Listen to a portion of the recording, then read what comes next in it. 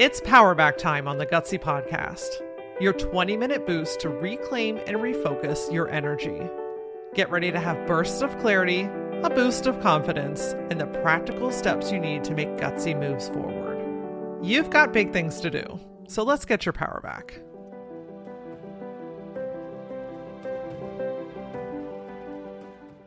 You may be used to things going wrong, but what if you start to get used to things going right?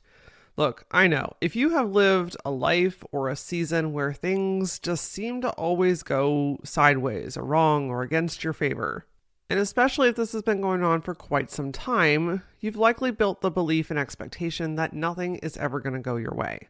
Yet deep down inside you, you know that there is a possibility. You've seen it happen before and you want to believe that it can happen again, but when? When are the tides going to turn in your favor? Well, here's the not-so-secret secret. When you're focused on everything going wrong, you limit your ability to see the things that are actually going right, which ends up blocking new opportunities and keeping you in the same cycle. So today, I'm going to give you some practical ways to help you shift your perspective and create the capacity and safety within yourself to get used to things going right. Also, by the way, if you are getting the itch to take a class or to go deeper on some of these subjects, or you're just wanting to be in an atmosphere with other like-minded people that are making gutsy moves forward, then I would invite you to sign up for my newsletter. I send out notifications about my upcoming classes, workshops, podcast episodes, the topics that we are covering inside the Gutsy Collective. You can get the first notification for all those things if you sign up for my newsletter. Just go to lauraora.com/connect, scroll down for just a hot second and put in your email address and I'll start sending you the stuff. So let's talk about this concept about getting used to things going right. First, I want to acknowledge that if you've been in a season or an episode of life where things just feel like it keeps bumping up against the wall, I want to acknowledge how exhausting, frustrating, and flat out fucking awful that can be. You're doing a lot of work, you feel like you're doing the right things, you're moving forward, you're being the bigger person, and it's just like, when am I going to stop getting shit on? It's tough. I mean, there's no way around it. It is tough to live through those types of situations. And I also want to remind you that they are not permanent unless you allow them to be. With every challenging situation or when everything seems like it's going the opposite direction in which you want it to go, there is always a learning opportunity, a lesson, some kind of information, a guide, someone to meet. And I know when you're in it, you don't want to think about that stuff, but what's the alternative? To keep at it? To keep hounding on the negative? To keep talking to yourself about how everything's going wrong? To focus on how things are falling apart or not working for you? That's certainly not helping things to turn around now, is it? Getting out of a rut takes work. And I know that you're tired. I know that you don't want to do this shit. But I also know that you don't want to stay in this space. When you're used to things going wrong, you have to start to retrain your brain to see and acknowledge how things are actually going well.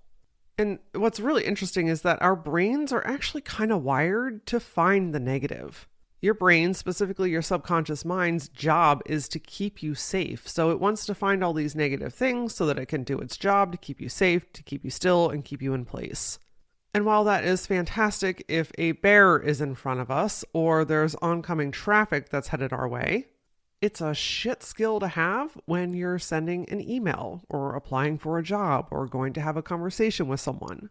This is called negativity bias, and it's basically your brain's tendency to pay attention to the negative stuff instead of the positive. Now, I'm not discounting that something might not be going well right now, or maybe you're coming out of that season where like, oh man, that was tough, and you're ready to move forward, but you have all these connectors in your brain now saying, hey, things don't work out for me. Why even try?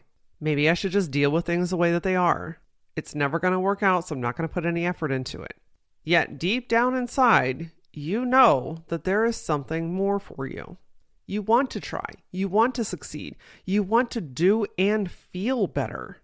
If you didn't, you wouldn't be listening to this episode right now. To start getting used to things going right again, we have to rewire the brain, and that's what we're going to focus on today. I'll tell you a quick story. I have recently experienced this myself, and it may or may not have triggered my desire to record this episode for you. Within the last year or so at time of recording, I have gone from selling a product, which was branding, to selling a service/product, which is me and my voice and my message. I have been trying like hell to become a keynote speaker, a professionally paid speaker for the last decade of my life. And I started that journey alongside when I ran my branding agency. The scales tipped in the favor of the agency just because that was my primary thing. That's what I had been doing for so long. That's where our income was coming from. And the other side of the scale, it was there, which is public speaking, but it didn't have a lot of oomph and weight behind it, primarily because I wasn't giving it my all. In the times that I have pitched myself to speak at events, I've gotten a lot of no's. And honestly, even since selling the agency and moving full-time into being a speaker, if I showed you my list right now of how many rejections that I've gotten, you would be like, whew, maybe she's not that great. The reality is, it's a numbers game. You got to get a lot of no's to get a yes. And to create momentum, it just comes with a bunch of rejections. I've recently gone through a speaking program called MDA, Mic Drop Academy, with Jess Ekstrom and her team. And by the way, if you are considering public speaking in any format, I 1010% recommend her program. One of the things that we learned in MDA is how to pitch ourselves, how to put ourselves out there, how to communicate with event planners and DEI leaders, how to get seen and heard so that we can get paid to expand our message. And like anything else, this shit only works if you do it. So it came time in my process a couple of weeks ago to start actively pitching myself, putting myself out there, asking for calls, asking to speak at events. And I gotta tell you, my first knee-jerk reaction to myself is no one's gonna hire me. It hasn't worked before. I haven't been paid much. There are better speakers than me. I'm used to things going wrong. So what do? Naturally, I grab my phone and I go to TikTok and I scroll and I laugh at things and I disconnect from it.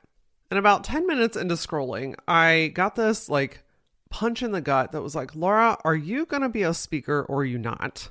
Are you going to lean into this discomfort or are you going to run away from it? And I thought, well, damn, this is right. I might be used to things going wrong, but it's never going to go right if I don't try. Things, quote unquote, going wrong is not actually going wrong. That's a mindset. This is part of the process. I have to reframe the way that I'm even looking at this. They told me this is a numbers game. Well, I'm not even fucking playing. How can I expect things to go right when I'm not willing to play the game? So I put down my phone, I cracked open my laptop, and I started to pitch myself. And while I was doing this, I felt myself getting nervous. I was sweaty. Literally, my palms were sweaty. I started to feel overwhelmed and I felt myself wanting to be distracted by my phone again. And I saw a pile of laundry that needed to be put away and I felt the tug to go do that. And I had to course correct myself. I swear to you 100 times. I'm so used to things falling apart and going wrong and getting no's that I'm incredibly uncomfortable in the space of even feeling like it could go right, that I could get a yes. And it was in that moment that I realized, okay, I need to start to create capacity and familiarity in my body that things can go well. I need to reframe going right and going wrong. I got to lock into what it is that I actually want and be willing to play the game. If I want to be known and hired as a keynote speaker, then I've got to start acting like a keynote speaker. This also came with adjusting the expectations that I have to send 100 pitches every day. Bro marketing is always like, oh, you got to make 100 phone calls. You got to send 100 emails. You got to do this and do that. Listen, no. That might work for 1 million people, but I'm the one person that it does not. In fact, I'm going to guess that doesn't work for most people. It's just a an expectation that people fall into. What does work for me is setting the expectation that I can do a few each day and still have movement. Sending out 3 pitches in a day is way more than hiding my head in the sand. So I started to do it. I started to send pitches. I felt myself being anxious. I had to regulate my nervous system quite a bit through breathing, through pausing, through doing some somatic techniques like tapping on my chest, tapping on my shoulders. It took me a while to do this because I'm so dysregulated and so used to things going off the fucking rails that I had to nurture myself in this moment. And then my brain's like, Laura, what is the big freaking deal? You're just sending emails. What's wrong with you? And then that starts this whole other spiral off to the left. So I want you to know that as you start to do this, if you spiral in 100 different directions, you're not abnormal. There's nothing wrong with you. That is just your body and your mind saying, hey, I'm not used to this. I'm dysregulated. I need your help. So instead of beating yourself up more or creating shame or creating guilt around these feelings, nurture it. See it as your inner child. I could tell that my inner little girl was freaking the fuck out while we were doing this. And instead of making her feel bad about her feelings, I'm acknowledging them. And we came to this agreement together that we would do 5 this day, that we didn't have to do 10 to be successful. We didn't have to do 20. We didn't have to do 50. And we certainly didn't need to bro market it. But let's work on 5 today. Let's create capacity for this flow in our body, for this to become familiar. And so that's what I did. When I got to 5, I felt relieved because I got there and I didn't have to feel like this anymore today. But I also felt proud. I felt proud that even though it took me hours, literally hours to do this, and I had to continue to course correct throughout it, I did it. I started to believe that things can go right, that I can and will be hired, that my voice and my message matters. And the next day, I did it again. And the day after that, I did it again. And now I can't say that it's 100% gone. I still have some moments and I still get a little bit of tension and a little sweaty, but it's way easier to get into the mode because my brain is like, oh, this is important. We've done this before. We have some tools. I'm starting to prove myself that it can go right. And wouldn't you know that from one of those pitches, I got a call, and from one of those calls, I was hired to speak.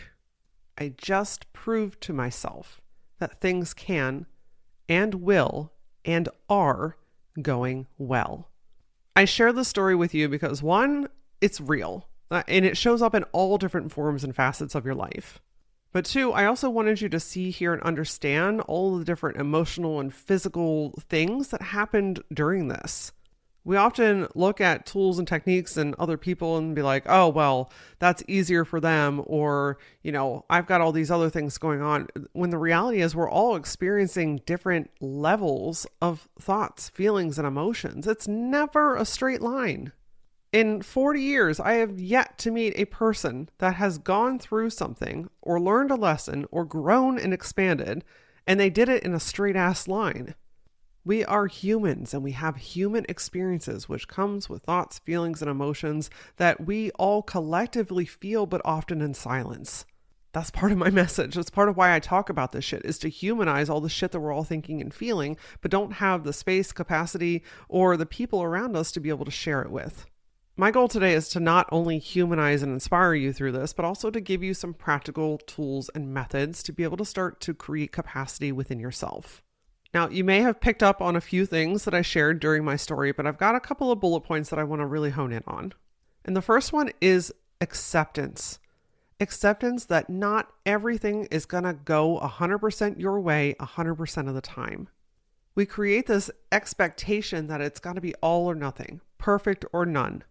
And the expectation of perfection is stopping you from being able to move forward, and it's digging in that part of your brain that wants to beat you up when something doesn't go your way.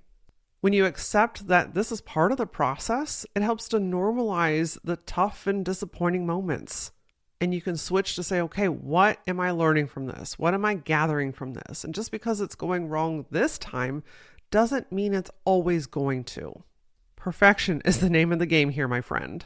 You don't have to win 100% of the time in order to be able to win. Second, find that underlying fear that is feeding this shit. For me, in the story that I just shared with you, I unpacked it. And this was part of what I did with myself when I said I was regulating. I'm like, okay, what am I worried about here? What's actually going on underneath? Emotional intelligence, I swear to you, is one of the most underrated tools that we all have access to. And that's being able to just step to the side, literally or figuratively, and assess the situation and understand what's going on without all that extra emotion going on. So when I asked myself, okay, Laura, what is actually feeding this fear? What am I really truly worried about here? And what I discovered was I'm afraid that I'm not going to be able to provide for my family. I grew up in a household of scarcity. Money went out the door just as quickly as it came in. And I have literally been spending my lifetime undoing those thoughts, feelings, and beliefs. And I'm not healed from it yet. It's still a part of my story. In fact, it is the only part of my childhood story that I have not yet been able to fully 100% move past. And so it's been feeding this underlying fear of things not going right. When you get to know and understand the underlying fear that's feeding this, you can nurture that fear instead of feeding it. What that looked like for me is reframing what's true and what's possible. Hey, you know what? I have been paid before. And while I may not be where I want to be yet and where I know that I can be, I'm on the right path. I've taken all the steps to set myself up for success.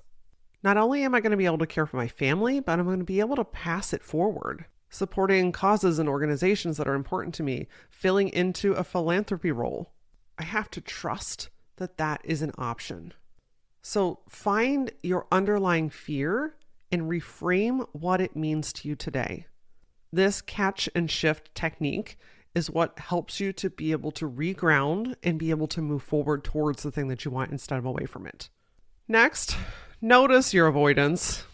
You heard me say that when my brain gets overloaded or I get worried or I get freaked out, I grab my phone. So notice your tendencies. Where are you freezing? How are you avoiding? What are you doing to distract yourself? My two go-tos are grabbing my phone or answering emails. It's like this mind-numbing task that I know that I can handle and I have control of. And so I know when I go to grab my phone, when I'm starting to feel a little bit overwhelmed in my mind or body, or I'm opening up my email when I'm feeling those sensations, I can say, okay, Laura, we don't have to be afraid. We can lean into this. We can step into this and we can do this. So notice what your avoidance techniques are. What are you doing to avoid the thing that you really want to do? If you can catch those, you can shift that behavior. If you can shift that behavior, you can continue to take action forward. Now, when we're talking about moving forward, we're talking about creating that familiarity through small moves, small actions. Remember, I didn't send out 20, 50, or 100 pitches that first day. I said, you know what? I have capacity that I can stretch myself to do 5, but beyond that, I'm going to send myself into a spiral or a shutdown. But if I do none, then I'm not really helping myself. I'm not moving forward. I'm not creating the potential and the opportunity for things to go right. So it's this kind of reasoning with yourself, stretching yourself far enough that, you're out of your comfort zone, but you're not in a place where you're going to freak out and shut down. And only you are going to know what that is for you. For me, after I sent the first one, I was like, okay, how many do I feel like I could do today without freaking out more? Is it 10? And I was like, oh, that feels heavy. I was like, is it 8? I was like, that's not it. 5? Okay, 5. 5 feels like a solid round number. It feels like a nice stretch. I can handle that today, and then I can bounce. The whole intention here was taking the step. If it was only 1 for a day, then it was 1. That was a small move, but it was movement. 1 of something every day or every other day is going to get you substantially further, way faster than if you never start. So what is 1 small move that you can take? Remember that you're creating familiarity. Release the expectation that you got to do it all or it has to be perfect to be able to do these things. This is what I call messy action. The ability to move forward without having to have it all figured out or perfectly curated. And lastly, get to know and acknowledge what's actually going really well for you. Look, things going right and well don't always have to mean big life changes or events. In fact, it's often in the small, regular, somewhat silent, mundane shit that happens throughout your daily life. And if each day you can spend 5 or 10 minutes jotting down, journaling, writing out what has gone well for you, this is also going to start to create capacity for you to see the things that are going right. This is shifting that brain shit that we were talking about earlier. That negativity bias now turns into possibility. In your journaling, what might seem small and insignificant to somebody else, but it was something to you. Your coffee was the perfect temperature with the exact amount of creamer in it today. You know what I'm talking about. When that cup of coffee fucking hits, it hits. Your bagel was toasted just right, and it had the absolute right ratio of cream cheese to bread. There was no traffic on your way to work today. All the kids got out the door and nobody screamed, cried, or yelled. Your boss gave you a compliment in a meeting. You sold a product off your website and you weren't expecting it. Your hair is just doing the right thing today and you didn't have to fight it. Your clothes feel great. They're touching you the right way today instead of clinging onto you. Are any of these things going to drastically change your life? Probably not. But the perspective and the acknowledgement how things are going your way, that can change your trajectory. You're starting to show your brain that things are actually going well, even if you're in a season where things are a little bit chaotic. You're training yourself to see the good as you're coming out of a season and you're moving towards something. This is how you get used to things going right. Am I going to have to send another 50 pitches to get another booking? Maybe. But I could also send 30 and get 10 calls. The difference now is I believe that it's possible. I trust myself. And I'm willing to play the game. If you want things to start going right, you got to be willing to play your own game too. Because what if things could actually go better than you expected? Your health, your physical and mental body feel better than you even knew you could. You land a new job or position in your current job that just blows your mind. Your relationships get healthier and stronger. Your business grows beyond what you thought it could. Your experiences are all of a sudden more rich and colorful and memorable. And you start to acknowledge and see that opportunities are freaking everywhere. Try these things out. Seriously. You can replay this as many times as you need to, because you are worthy and capable of things not only going right, but going exceptionally well. If you have a friend or a colleague that you know could drastically benefit from this episode, I encourage you to send it to them. And if you could, so kindly, leave a review on Apple Podcasts or wherever you're listening to this episode.